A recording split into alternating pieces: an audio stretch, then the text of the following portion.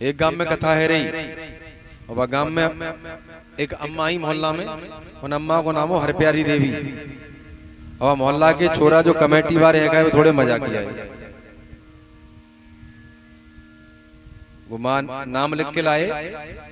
अम्मा ने दान दो कुछ 100 200 500 रुपया नाम दान लिख लाए और नाम लिख लाए।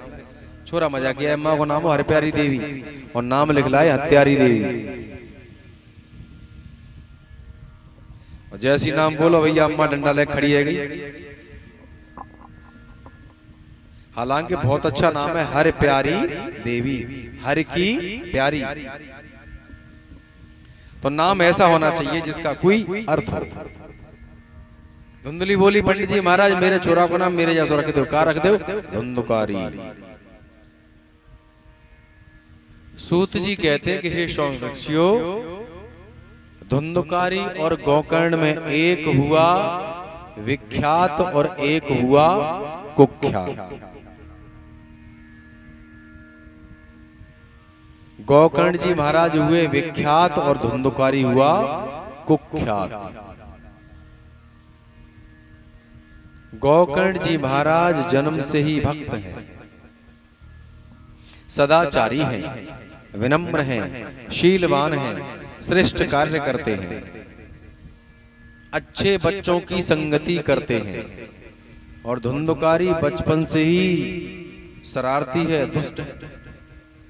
एक एक करके उसके अंदर अवगुण आते जाते हैं। हाँ,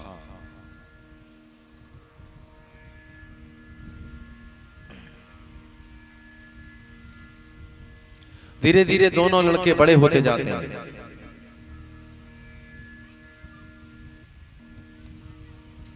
सूत जी कहते हैं कि हे शौनक ऋषियों, धुंधकारी के अंदर धीरे धीरे अवगुण आते जाते हैं। छोटेपन से ही बीड़ी पीने लगा, छोटे पैसे ही तंबाकू खाने लगा है, छोटी छोटी चोरी करने लगा। माताओं ध्यान देना, बालक का पहला गुरु कौन होता है? माँ होती है।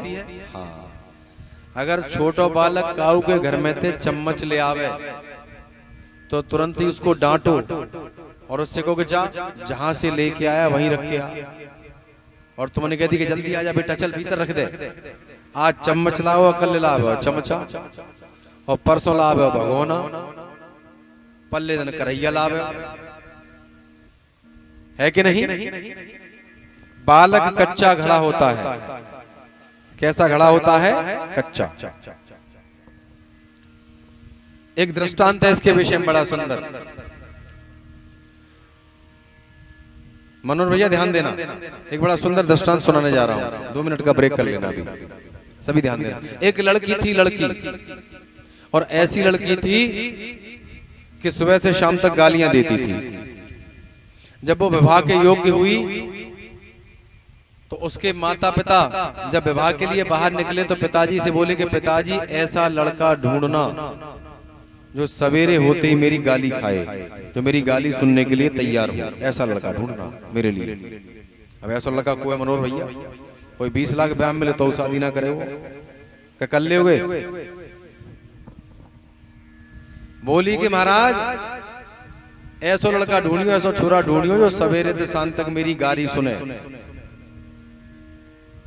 अब उसके पिताजी लड़का ढूंढने जाते हैं, जिसके घर पे गए, बोले भैया सब बात ठीक है पर शर्त हमारी एक है, हमारी लड़की की शर्त यह है कि लड़का मैं उसी के साथ शादी करूंगी जो मेरी गाली सुन ले। ऐसे कौन राजी है? जाओ भैया। बोले धर्रा को 20 ना 25 लाख दो तो ना करेंगे हम। कोई बात नहीं, एक लड़का थोड़ा समझदार था, बुद्धिमान था। ओहो, बंद कर दो फौरन। विवाह हुआ।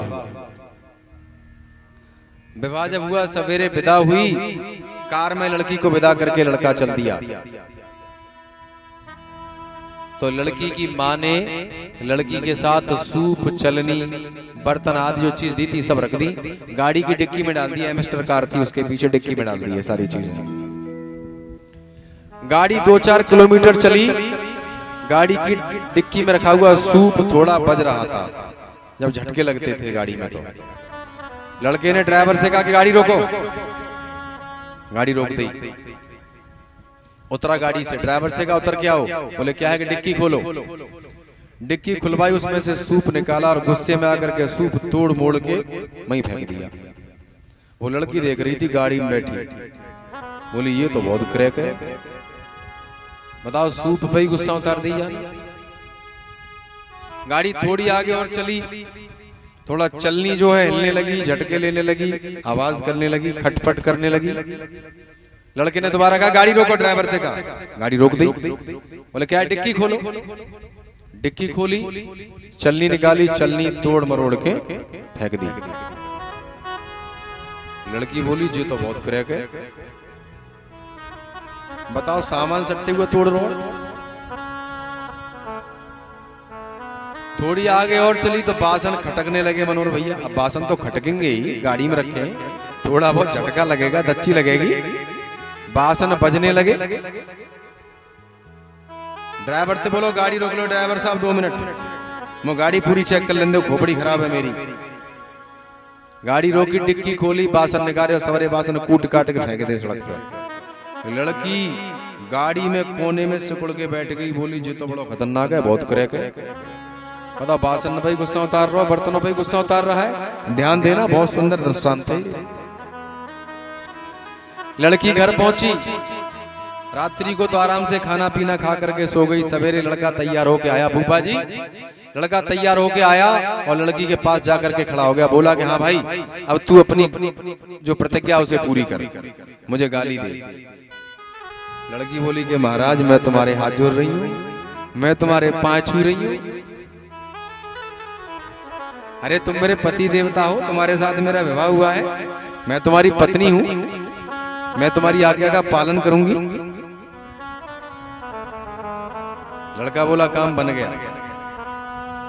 सवेरे उठते ही उस लड़की ने ससुर सास के पैर छुए, आंगन में झाड़ू लगाई, सबको नमस्ते किया, प्रणाम किया, बात बन गई साहब। कुछ दिन बाद लड़की के घर वाले उसको बुलाने के लिए आए, 2-4 दिन बाद। तो जैसे ही लड़की के घर वाले आए, उसने अपने घर वालों को हाथ जोड़ करके प्रणाम किया, पानी लेके आई, सेवादारी की, चाय लेके आई, नाश्ता कराया। पिताजी सब ठीक है, यह वो है।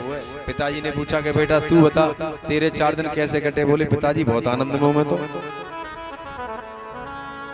और उसकी तो वाणी मीठी हो गई मनोहर भैया, बड़ा मीठा बोले। 4 दिन में ही लड़की मीठा बोलने लगी, बड़ा सुंदर तरीके से बोलती है, बड़ा सुंदर उसका व्यवहार हो गया। अब जो लड़के का ससुर था वो चक्कर में पड़ गया, लड़की का बाप।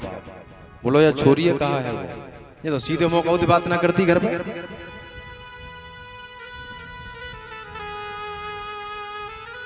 ससुर जी दामाद के पास आए, बोले कि दामाद लल्लू एक बात बताओ, तुमने जा छोरी है कहा खवाए दो 4 दिन में हैं?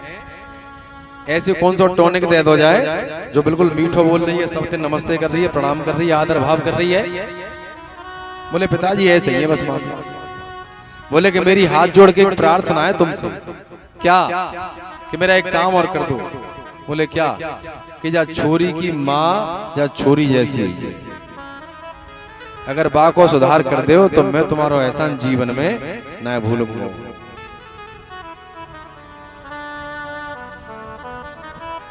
लड़के ने कहा कि पिताजी एक काम करो, 2 घड़े लेकर के आओ, एक घड़ा कच्चा लेके आना और एक घड़ा पका हुआ लेकर के। घड़ा ले आए सब दोनों। कहा कि इन दोनों घड़ों को तोड़ दीजिए। कच्चे घड़े को भी कूट दिया ईंट से और पक्के घड़े को भी कूट दिया। अब कहा कि दोनों में पानी मिलाकर के मिट्टी तैयार कीजिए। तो मिट्टी किसकी बन सकती है? कच्चे घड़े की। पक्के घड़े की मिट्टी नहीं बन सकती। बोले कि महाराज तुम्हारी जो लड़की थी अभी कच्चा घड़ा है और इनकी माता जी तो पकी पौड़ी 60, 65, 70 साल की होगी, अब क्या भूलेंगे। तो बालक का स्वभाव छोटे पौधे के समान होता है। छोटा जब पौधा होता है तो उसको लकड़ी का सहारा देकर के सीधा किया जाता है। अगर बड़ा हो जाए तो कट सकता है लेकिन सीधा नहीं हो सकता। तो बालक की पहली गुरु कौन होती है? माँ होती है। और माताओं अति किसी भी चीज की अच्छी नहीं होती है। बालक से प्रेम भी करो और थोड़ा सा डांट के भी रखो। इतना प्रेम मत करो कि वो बिगड़ जाए।